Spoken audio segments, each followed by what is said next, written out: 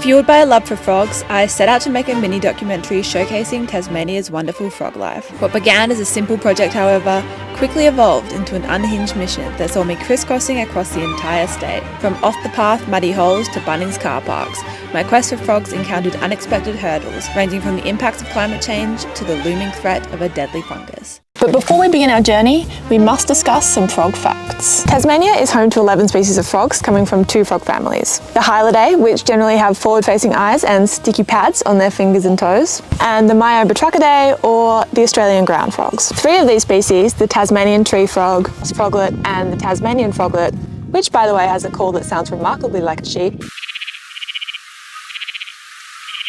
are endemic, or found only in Tasmania. These 11 species of frogs are found in every corner of Tasmania, and I want to find them all, so that's a lot of ground to cover. So let's hop to it. Get it? After arriving in Tasmania for a month-long trip, we quickly made our way down to the west coast, where our first stop was Crinia, located on the southern end of the Tarkine, Australia's largest temperate rainforest. Can you hear that? I think it's the sound of the brown tree frog. So let's go find him. To find the frog, one must become the frog.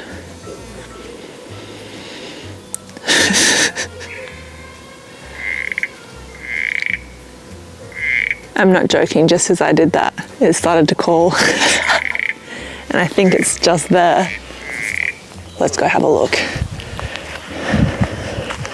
I guess I just have to wait until he calls again.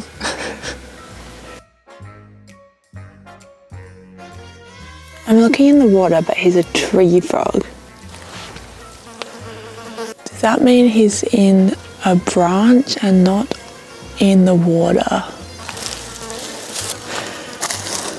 Also, a bunch more people just walked up to the campsite. They're probably like, what the heck is that crazy lady doing? Which is a valid question. I've just been listening to the noise again in comparison to the Frog ID app, and it's not the brown tree frog, it's the smooth frog. It's the smooth frog. I actually thought we were too far south for it, but it's vulnerable. And also its name is the smooth frog.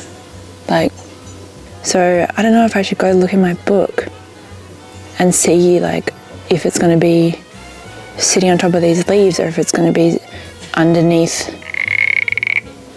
Can you hear it?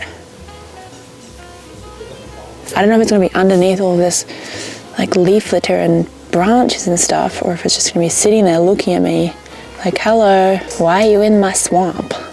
I'm going to stay and look a little bit longer. And then I'll go consult the manual.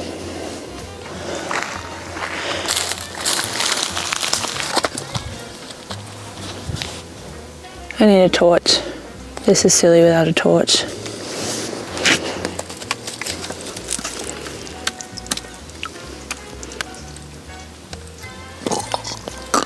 I'm also wearing the worst possible footwear.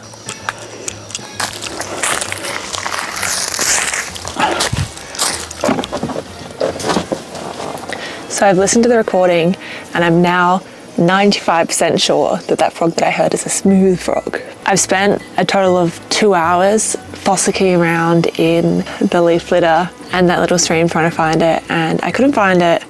And I think the reason why is that I looked in the manual or I looked in the field guide, and the snout to vent length of the smooth frog is 3 centimeters for one, and number 2, it lives in the indents underneath the leaves. So if I wanted to find it, I would definitely have to go digging. So no frogs, but I've learned a couple things. Number 1, I need Wellington boots so I can wade around in these creeks. Number 2, I need a torch, preferably a head torch. And number 3, this is probably a really silly idea. We spent the next week driving down the west coast of Tasmania and stopping as often as we could to look for frogs. There she is, ferreting around. Ferret, ferret. I had some close calls, including hearing the Tasmanian froglet for the first time. However, it wasn't long before we started to encounter a couple of issues. No frogs. While I knew that February was a drier month in Tasmania, It hadn't rained in the entire time I'd been there, whereas it usually rains every 3 or 4 days this time of year. I later found out that this February was the third driest February in 143 years, and that Tasmania has been in a period of drying since the 70s due to climate change. Frogs absorb water from the environment through their skin, which is why you'll often find frogs on the road after rainfall. I was banking on this phenomena to tick at least a few frogs off my list, but it seems I wasn't to be so lucky. It's incredibly beautiful around here, but the body of water that we were hoping to find is very stagnant and covered in moss, so not prime frog habitat. Another major issue is that I'm noticing data discrepancies in frog locations between my two main information sources, the Frog ID app, a citizen scientist app that helps identify frog calls, and the manual. I did some research and found that this isn't really a surprise. There is a stunning lack of research on Tasmanian frogs, although the citizen scientist initiatives like Frog ID are putting a dent in this. So, to progress the search, I've decided to consult the global repository of humankind's collective wisdom.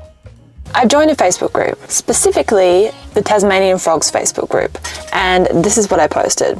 Trying to find the balance between, hello, please help me, and also, this is definitely a normal thing to be asking, how to find literally any frog. I also added a picture of me holding this frog soft toy to get attention, and it apparently worked because within 24 hours I had over 20 comments. A lot of people are saying that now is a really tough time to find frogs because of the lack of rain. They're also saying that the data in the Frog ID app, which indicates that all 11 species of frogs call at this time of year, is actually incorrect based on their experience, which is really interesting because I've been struggling with that data as well. On top of this, I learned that the chytrid fungus has reached Tasmania and is causing a major decline in the frog populations here. The chytrid fungus affects the skin of the frogs, which is vital for them to absorb water from the environment, and in many frog populations results in a 100% death rate, including 7 species of frogs in Australia already. So hearing that chytrid had reached Tasmania was pretty alarming. So yeah, I was feeling pretty disheartened until I got this comment. When you get around the suburbs south of Hobart, let me know. I know a spot where on a rainy evening you'll certainly hear the southern brown tree frog and the eastern banjo frog calling, which means at least a chance of seeing them. This is so delightfully cryptic, so I shot him a message, and within a few minutes he'd sent me the location along with a map, and since I just so happen to be in Hobart, I have a new frog hunting location, so all I need to do now is just wait until it gets dark.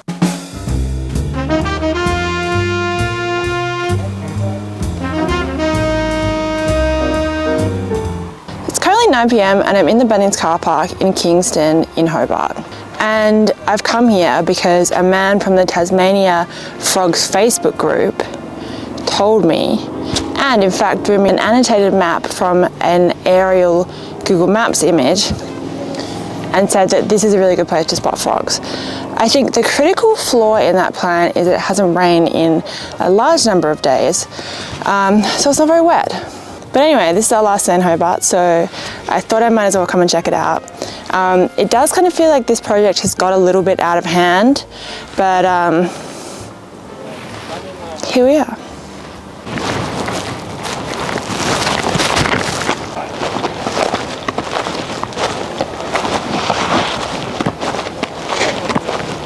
I can't hear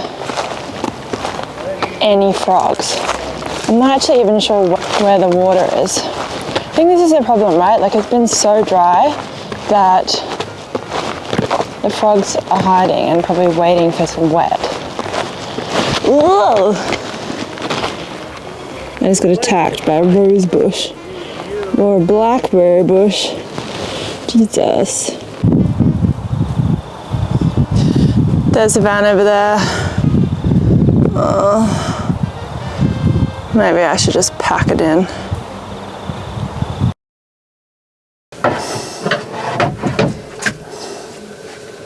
So, not gonna lie, I've been feeling pretty disheartened over the past week. I haven't done much frog hunting, but given that we don't have long left in Tassie, I need to get it together. So, we're gonna go somewhere where I know we'll definitely see frogs of a sort. Welcome to the Pondering Frog, the brainchild of Lester and Colette, a self-described frog lady. While I didn't have any alive frogs, it did feel good to be sharing the space with a fellow frog obsessive. After that visit, I felt re-energized and re-frogified, so I decided that it was time for the final push in my search for frogs. Given that it's hardly rained the entire time we've been in Tasmania, I've not seen a single frog, and we have to leave in 3 days' time. I think I'm going to have to revise my goal to see one frog that is not in a zoo. So going back to my friends on Facebook, one of the moderators of the Tasmanian Frogs Facebook group, Craig, reached out and he had a couple of ideas on some places we could find frogs. During that conversation, he mentioned that he has some captive Latoria barose, aka the Tasmanian tree frog. It sounds like he's a very busy man, but he managed to find some time to squeeze me in. So we've driven 3 hours across Tasmania today from the Bay of Fires to the north coast to come and see him and his frogs.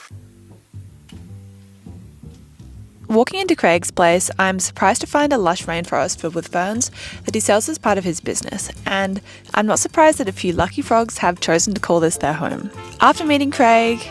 My name's Craig Broadfield and my frog fetish is a Tasmanian endemic species of Latoria barose. He first showed me his beautiful Latoria barose, aka the Tasmanian tree frog, which I'd apparently been pronouncing wrong, and although this wasn't how I'd envisioned it, technically I'd found my first Tasmanian frog. These stunning frogs are endemic to Tasmania, and their pattern colouring is highly variable, but generally bright green and brown with speckling.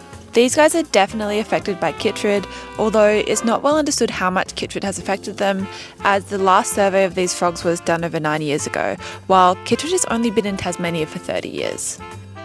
Seeing them in the flesh, I understood what all the fuss was about with these guys, as they are stunning. But that was not all. Once it got dark, Craig and I got to wandering around his garden and managed to find not one, not two, but 3 southern brown tree frogs. This frog is a medium size with a cream, brown, copper or occasionally lime green back with a wide stripe along the middle that starts between the eyes. Walking out of Craig's place, I felt kind of overwhelmed. Firstly, by how wonderful and clearly passionate about frogs Craig was, but also that I saw not one but 2 species of frogs, which has increased my number of species I've seen by infinity%. Oh my god, I'm just so friggin' happy.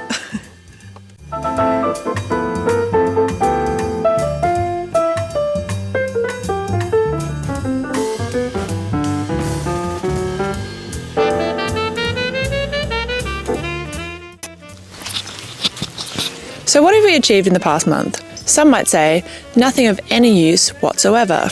I say, we've seen 2 out of 11 species of Tasmanian frogs, and we've identified by their call at least 2 others. I've also been to places in Tassie that I would have never have gone otherwise, and I've got to meet some people who are just as obsessed, if not more obsessed, with frogs than I am. And I'm calling that a win.